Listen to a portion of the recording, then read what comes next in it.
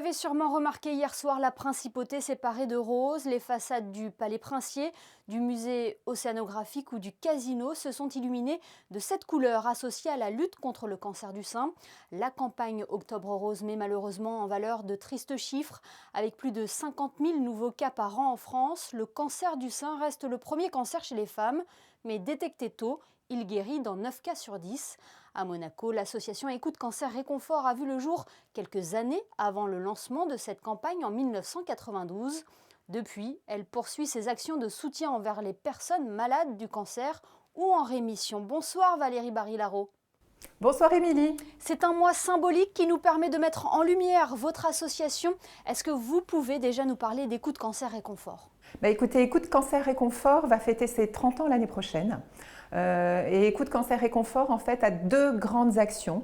Nous faisons du bénévolat à l'hôpital de jour pendant les soins de chimiothérapie des patients qui sont donc au CHPG, où là nous pouvons leur tenir compagnie, discuter avec eux, leur remonter le moral. Alors il est évident que dans cette période Covid, bien sûr, c'est un petit peu à part, mais sinon c'est notre rôle, notamment lorsque la situation sanitaire est normale.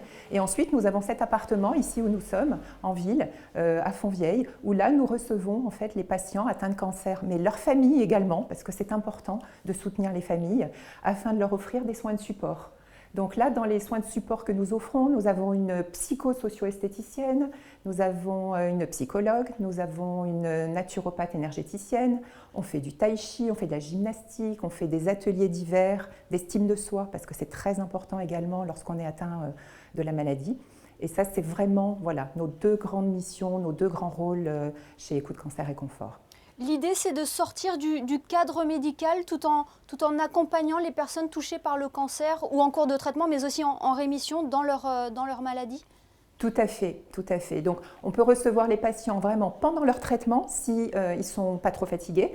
On peut les recevoir légèrement après et on peut les recevoir aussi après. Souvent, on les garde quand même pendant quelques mois, certains quelques années, parce que il y a toujours la peur, si vous voulez, qui est là, et bien que ça récidive. Parce que quand on a été touché une fois par le cancer, malheureusement, on n'est jamais à l'abri, on ne peut pas savoir ce qui va se passer. Donc on est là pour les accompagner, pour les aider justement à supporter tout cela, à évoluer, à faire un travail thérapeutique si c'est nécessaire, s'ils en ont besoin. Donc c'est un vrai travail d'accompagnement. Et c'était un réel besoin, selon vous, le fait de pouvoir compter sur un soutien extérieur à son cercle familial ? Oui. Oui, parce qu'en fait, on ne se rend pas toujours compte, mais dans le cercle familial, parfois les patients veulent protéger leur famille. Ils n'ont pas envie de leur dire qu'ils souffrent, qu'ils ont peur. Et en fait, chez nous, à l'association, avec les bénévoles qui sont là, ils ont cette possibilité d'exprimer leurs craintes. Quand ils sont à l'espace mieux-être, ils n'ont pas de masque. Toutes les personnes qui sont chez nous sont atteintes de la même maladie, quelle qu'elle soit, parce que nous accueillons tous les types de cancers, ce n'est pas uniquement le cancer du sein. Et là, en fait, ils peuvent être eux-mêmes, ils peuvent se lâcher, ils peuvent dire ce qu'ils ont envie, ils peuvent exposer leurs peurs, leurs craintes. Et ça, je pense que c'est très important. Vous venez de mentionner le cancer du sein. Octobre est associé depuis plusieurs années à la campagne de lutte contre le cancer du sein. C'est un mois de sensibilisation. Est-ce que c'est assez selon vous ? Écoutez, j'ai envie de dire c'est jamais assez parce que le dépistage du cancer du sein, ça ne devrait pas être que le mois d'octobre. Après, ce côté symbolique d'Octobre Rose, ça c'est très important. Ça a été mis en place par la belle-fille d'Estée Lauder en 1992. Donc ça fait quand même de nombreuses années maintenant. Et c'est vraiment ce mois de sensibilisation pour que toutes les femmes qui ont pu oublier se disent « Ah, il faut que j'y aille, c'est important ».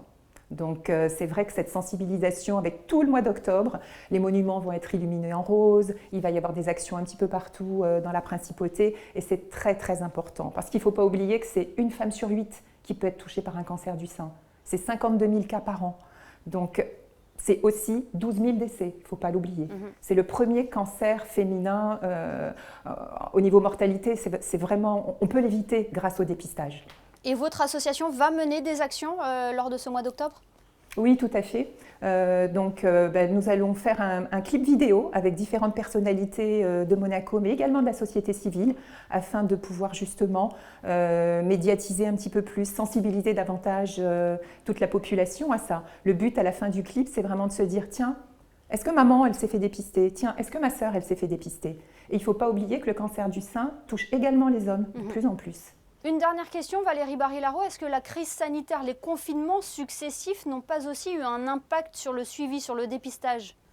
Ah oui, absolument. Les chiffres sont, j'ai envie de dire, le mot est fort mais catastrophique. Dans certaines régions de France, c'est entre 30 et 35% de moins de dépistage du cancer du sein. C'est énorme. Toutes ces femmes qui auront manqué leur dépistage, quand elles vont le découvrir, pour certaines, ça sera un stade très avancé. C'est pour ça que cette année, on a vraiment envie de se mobiliser et de faire beaucoup d'actions pour ça, parce qu'il faut vraiment, vraiment, mesdames, allez vous faire dépister. C'est vraiment important. Donc on a cette campagne de sensibilisation avec ce clip vidéo qui tournera après le 15 octobre pour pas que tout se passe en même temps. Et ensuite, on a la chance cette année, on a le souverain qui a accepté que pendant une journée, les carabiniers et les pompiers portent le ruban rose pendant toute une journée. Et ça, c'est un acte symbolique fort également pour toutes les femmes. Eh bien, merci beaucoup Valérie Barry-Laraud d'avoir été avec nous ce soir pour le lancement de la campagne Octobre Rose. Merci infiniment. Je vous en prie, merci Émilie.